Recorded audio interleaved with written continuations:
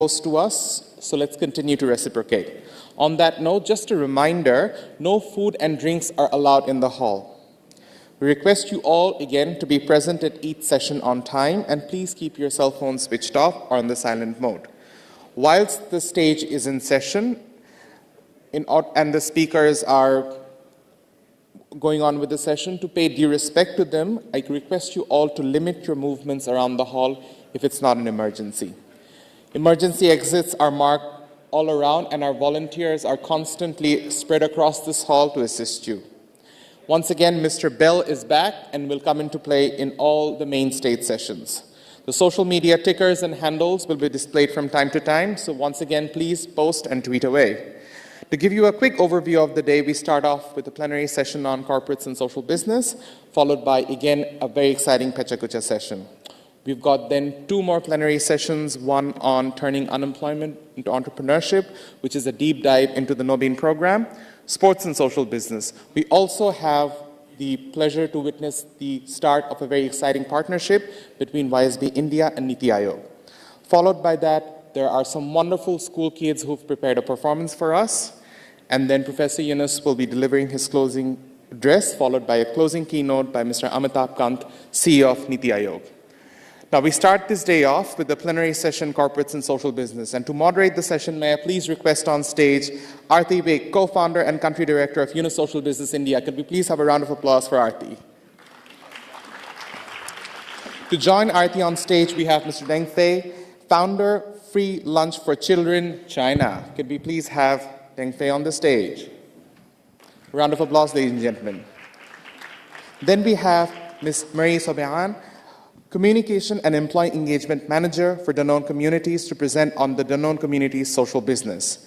Danone Communities remains one of the world's largest social business funds, valued approximately at 70 million euros, and they're deploying their resources around the globe to bring about meaningful change. Next, we have from the land down under, Mr. Giles Gunasekara, Chief Executive Officer from the Global Impact Initiative. Giles has got over 2 decades of experience in building and developing businesses for global enterprises, and now with the Global Impact Initiative Network where he works, the organization is creating impact investment focusing on the UN SDGs. Next, we've got Gert Hoffner, Managing Director and President, Siemens Healthcare. Along with leading Siemens Healthcare, Gert is also responsible for the development of Siemens Healthineers, a global research and development organization that drives excellence in product lifecycle management with teams in India and Slovakia. Finally, we've got Dr. Borden Rasmathies, President-elect and Director, Yunus Social Business, Kesarat University, Thailand. Dr. Borden has been working in the field of technology management, which includes electronic commerce, IT, rural informatics, and supply chain management. Could I please request Aarti to start the session? Thank you, ladies and gentlemen. Thank you, Prometheus. Thanks a lot. So, welcome everybody back to day 2, and I hope will be a really exciting session. So, I'm going to attempt to first set a bit of a frame for this session. The 3 zeros that we talked about a lot yesterday can be broken down into the Sustainable Development Goals. There was a report by the UN which said that the world needs to spend $5 trillion a year to achieve the SDGs by 2030. And we all know what's going to happen if we don't do that.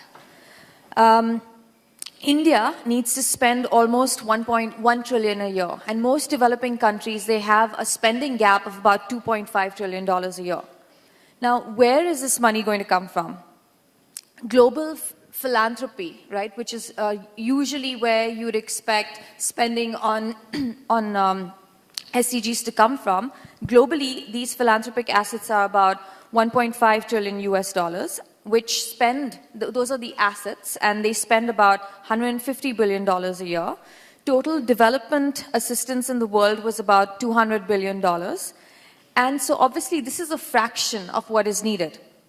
Now, if you look at the commercial world, money which goes into making more money, the world's stock markets have about $73 trillion. So obviously, this spending has to come from that pool of capital, because the money that we have available in the world of philanthropy is not enough. However, it can't come from capital that continues to behave in the traditional way. So it can't come from business doing business as usual. It has to come from business doing unusual business. So we have two options with this framework. One is either we change the way that this money is invested, which is bring in more money from this pool of 75 trillion US dollars into spending on social businesses or non-profits. And we can essentially basically create more social business funds. But then again, if you look at the world of impact investing, of which social business is obviously a very particular philosophy, but if you look at all of the money in the world that is coming into this, that has this impact tag, even that is projected to grow only up to $300 billion a year by 2020. So the 2% CSR law in India has unlocked about $1.2 billion. Basically, the point is we still don't have enough. So the second option is that we look at where the bulk of this money is currently invested, that is into companies, and we change the way that they behave. So we change the color of that money. We change the way that these companies think about the purpose of their existence. And so essentially what we're saying is, in the context of India at least, we focus not on increasing the pool of the 2%, or we focus on that, but we also very importantly focus on changing the way the 98% thinks about what it's supposed to do, what its purpose is. So let me dig into first the second frame, which is purpose. Earlier this year, in what is considered a watershed moment in investing, Larry Fink, the CEO of BlackRock, which manages $6 trillion in assets, the world's largest money manager, wrote a letter to the CEOs of the world's largest companies saying that society is demanding that companies, both public and private, serve a social purpose. To prosper over time, every company must not only deliver financial performance, that's what he said, but also show how it makes a positive contribution to society. So let me come to you, Marie. Danone has been a pioneer in the world of social business, right, which is a very concentrated, pure form of what Larry Fink is talking about. And how do you respond to that statement, that especially the implication that the solving of social problems is no longer something that a company does on the side? It's not CSR, but it's something that is core. Actually, at Danone, we've been thinking about that for a long, long time. And it goes way back, and it's very much now embedded into the DNA of Danone as a company, thinking about our impact completely differently. As you know, Grameen Danone has been created 10 years ago.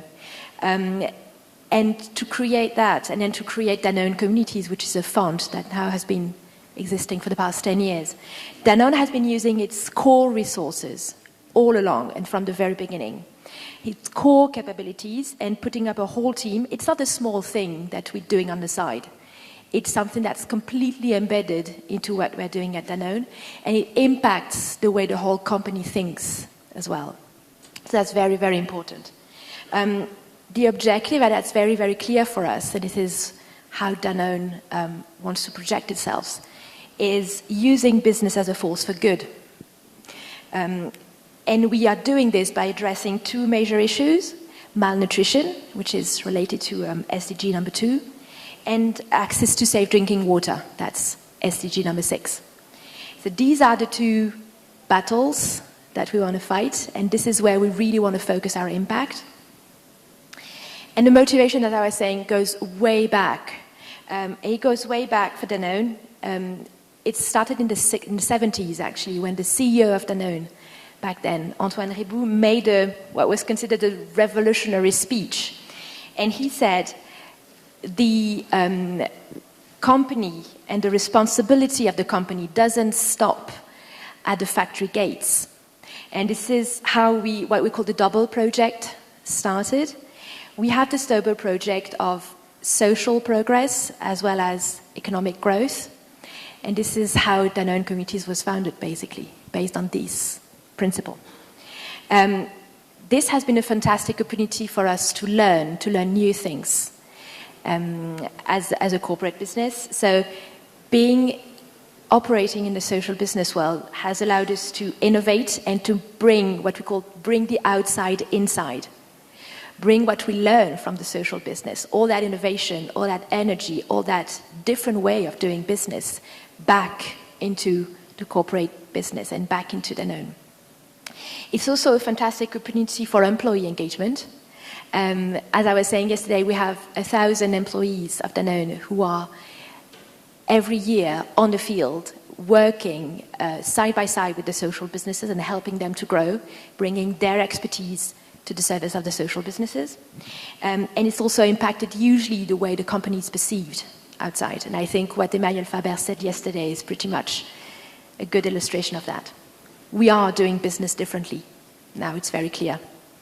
Now Danone Communities is growing. We have invested in 10 social businesses in 12 countries.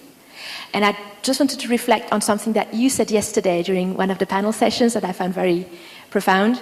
You said, last year, the conversation was about why should we go into social business? Why should we care? And today, the conversation is more about what should we do? What should we invest? What should be the business model? And what's interesting about Danone and Danone Communities within Danone is that we are past this conversation already. And now everyone within Danone and all the employees are thinking about the how. It's not anymore about the why. It's about the how. How, as an individual, can I contribute? How can I make an impact? How can I help the social business grow? How can I change the world myself? So this is how it's changed profoundly the way Danone operates. Thank you. And that's the perfect segue to ask Gerd. Gerd, how do you respond to that statement? How do you respond to what Marie said? What is the Siemens perspective on this? And you've also been, you joined the Corporate Action Tank last year. So if you could tell us a little bit about your motivations for that, and I'll ask a couple of follow-up questions. Well, first of all, yesterday, Dr. Devi Shetty, he mentioned that the healthcare in principle is the mother of all social businesses. And we at Siemens Healthineers, I mean, we are in this business. So I was wondering all the time what we can do to improve the overall situation in India. And last year in February, I had the opportunity to attend a breakfast meeting with Professor Yunus when he talked about the idea to set up an Indian corporate action tank. And for me, I mean, that was the ideal start, so to say, to get into the analysis what we could do in addition to what we are doing today. What we did is, in principle, we looked at the